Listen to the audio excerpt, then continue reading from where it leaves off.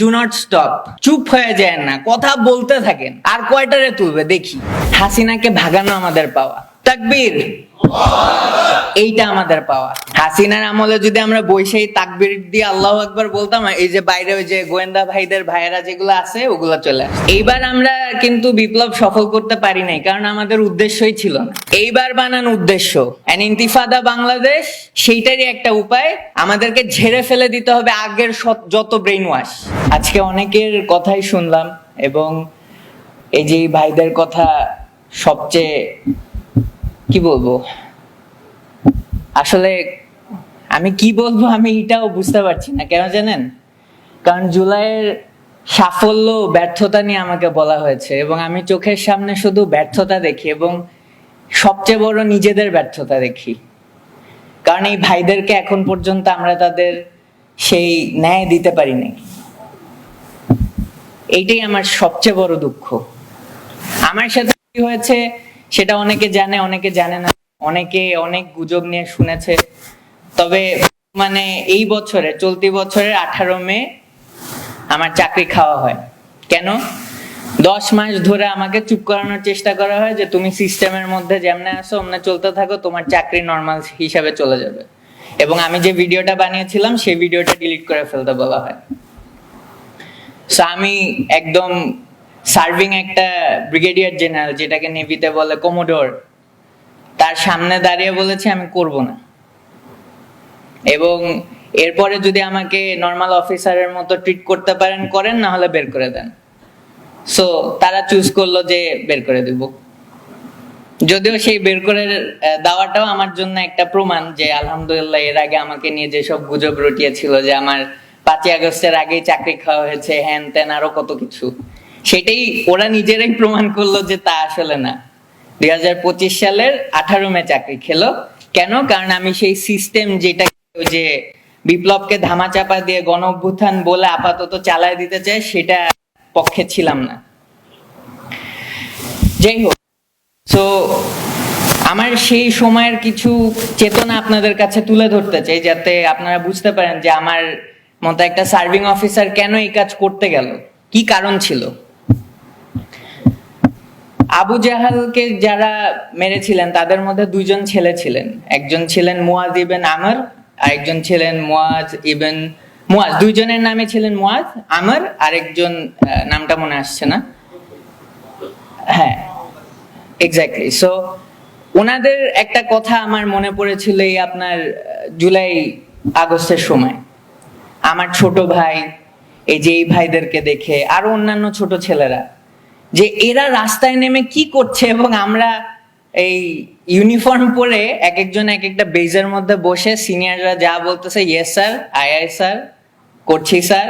কেউ কেউ আবার পারলে চুপ করে লুকায় বয়া থাকে যে আমার সামনে যাওয়ারই দরকার নেই, ক্যাচালে কেন করবো, চাকরি বাঁচাইতে হবে, র্যাঙ্কটা বাঁচায় আগে উপরে যাই, পরেরটা পরে দেখা যাবে, রিটায়ারমেন্ট হইলে তখন যদি আবার জুলাই হয় তখন করব, সমস্যা নেই। বুঝছেন? সো এই যে এইগুলো চলছে, এর মধ্যে কি মনে হয় সবাই কি এরকম ছিল? না। একটা সৈনিক দেখলাম যে একটা রাইফেলের ব্যারেল বের করে সে দেখালো যে দেখেন আমাদের হাতে এই অস্ত্র তুলে দিচ্ছে জনগণকে মারার জন্য। আবার একটা অফিসার তার ভয়েস রেকর্ডিং দিল, আরেকজন তার বুটের ছবি দিল। তা আমি ভাবলাম যে ভাই এগুলো তো কেউ বিশ্বাস করতেছে না, সবাই ভাবতেছে যে এগুলো ফেক, ওই জোশ তো আসতেছে না। অনেকের সাথেই বললাম যে ভাই কিছু একটা করি চলেন, বলে যে কি করবি, তারপর তো তুই যাবি, তোর পিছেই সবাই লাগবে, হয় তোরে বলবে জঙ্গি, আর তার উপর তো মাশাআল্লাহ তোর যে দাড়ি। এবং কি আমার এক সিনিয়র কমান্ডার, নামটা না বলি, সে আমাকে বলছে তুমি এর মধ্যে কিন্তু বাইরে টাইরে যেও না, তোমারও তুলে নিয়ে যেতে পারে। তখন আমি বললাম ভাই মানে সরি স্যার, আমাকেই যদি তুলে নিয়ে যায় দেন আমার আর চাকরি করার দরকারটা কি? সেই ব্যক্তি আবার এই যে 18 তারিখ যখন ছাত্রলীগ ঢুকে গেল ডিওএইচএস এ, তার বাড়ি ছিল ডিওএইচএস এ, তার ফ্যামিলি থাকতো, সে ভয়ের চোটে তার পুরো ফ্যামিলি নিয়ে চলে আসলো বেজের মধ্যে। এই হলো আমাদের কিছু অফিসার। আবার কিছু অফিসার ছিল যারা ড্রেস খুলে সিভিল ড্রেসে চলে যেত এই ভাইদের সাথে রাস্তায় যুদ্ধ করতে একসাথে, এবং তাদের মধ্যে অনেকজন ছোড়াগুলিও খেয়েছে। কিন্তু কেউ যায় না, ওরা এখনো সার্ভিং, আলহামদুলিল্লাহ। আল্লাহ যেন তাদেরকে অনেক দূর নিয়ে যায় ইনশাআল্লাহ। সো যাই হোক, এত দূর না টানি। তো এই সব দেখতে দেখতে 24 তারিখ চিন্তা করলাম, যখন ওই যে এক মসজিদে যে দুনিয়ার ওই হাসিনার 14 গোষ্ঠী নিয়ে আবার দুনিয়ার দোয়া হইতেছে, এইগুলো নিয়ে রাগ উঠলো। 27 তারিখ একটা কোরআনের একটা আয়াত দিলাম, 27 বা 28 তারিখ, যে যেই জাতি নিজের অবস্থা চেঞ্জ না করতে পারে সেই জাতিকে আল্লাহ হেল্প করে না, বা আল্লাহ যারা নিজেদের অবস্থা পরিবর্তন করতে চায় এবং প্রচেষ্টা করে তাদেরকে আল্লাহ হেল্প করে। সেই চিন্তা করি আমার 5ই আগস্টের যে ঘটনাটা ঘটানো। এরপর আমি নেমে গেলাম জনগণের সাথেই যত দূর যাওয়া যায়। তো 6 তারিখ পর্যন্ত, আমি 6 তারিখে আবার ফেরত আসি আমার বেজে। তারপর আমাকে রাজার মহলে রাখা হয়, বলা হয় তুমি তো জুলাই যোদ্ধা, হ্যান ত্যান, তুমি তো রাষ্ট্রীয়, ওকে রাষ্ট্রীয় ভাবে রাখো। 7 তারিখ আমাকে অ্যারেস্ট করে ফেলে। এই হলো রাষ্ট্রীয় ভাবে 45 দিন গুম 45 দিন গুম করে রেখে, আমার মাকেও জানানো হয় নাই। 45 দিন পর ছেড়ে বলে যে চুপচাপ থাকো, সব ঠিক হয়ে যাবে। এরপরে 18 মে এই ঘটনা। তো এই ঘটনাটা আপনাদেরকে বলার পিছে একটা কারণ, যে এইখানে আমাদের আসলে পাওয়াটা কি। এখানে আমাদের পাওয়া এইটাই, যে আজকেই যে আমি আপনাদেরকে এগুলো কথা বলতে পারতেছি না, এইটা আমাদের পাওয়া। হাসিনাকে ভাগানো আমাদের পাওয়া। তাকবীর, এইটা আমাদের পাওয়া। হাসিনার আমলে যদি আমরা বৈশাখী তাকবীর দিয়ে আল্লাহু আকবার বলতাম, এই যে বাইরে ওই যে গোয়েন্দা ভাইদের ভাইয়েরা যেগুলো আছে ওগুলো চলে আসতো। ভুল বলছি? এখনো বসে আছে, বলছে যে লেফটেন্যান্ট ইন্তিসার আসছে, শালা জঙ্গি।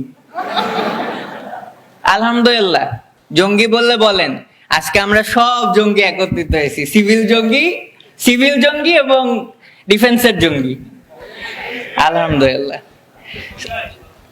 তো এইটা নিয়ে আপনাদের কাছে শেষ করব, এবং ইন্তিফাদা বাংলাদেশের কথাও বলতে চাই। জাস্ট লাস্ট 2 সেন্টেন্স আপনাদের জন্য বলবো, প্লিজ ডু নট স্টপ। চুপ হয়ে যায় না, কথা বলতে থাকেন। আর কয়টারে তুলবে দেখি? 1 এবং 2, ইন্তিফাদা বাংলাদেশ, এটা মানে ঝেড়ে ফেলা। এইবার আমরা কিন্তু বিপ্লব সফল করতে পারি নাই, কারণ আমাদের উদ্দেশ্যই ছিল না। এইবার বানান উদ্দেশ্য, ফাকাতিল ফি সাবিলিল্লাহ। এবং সেটাও আমি বলেছিলাম, আমাদের নৌবাহিনীর একটা মোটো জানেন, একাডেমিতে মোটো আমাদেরকে শিখাইন, লেখা থাকে ফাকাতিল ফি সাবিলিল্লাহ, কিন্তু জানে না।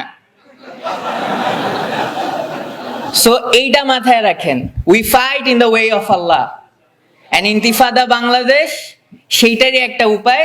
আমাদেরকে ঝেড়ে ফেলে দিতে হবে আগের যত ব্রেইন ওয়াশ। মুসলিম অর্থ আত্মসমর্পণকারী, ইসলাম অর্থ আত্মসমর্পণ করা, শান্তি না। এবং শান্তির একমাত্র উৎস আল্লাহ। এবং সেই শান্তি কখন আসা হবে? যখন আমরা আত্মসমর্পণ করব আল্লাহর কাছে। এবং এইটা দিয়েই আমি এই হোপেই শেষ করছি যে ইন্তিফাদা বাংলাদেশ আমাদের সকলকে এই নতুন জাগরণ, নতুন ঝেড়ে ওঠা শিখাতে পারবে ইনশাআল্লাহ। আসসালামু আলাইকুম ওয়া রাহমাতুল্লাহ।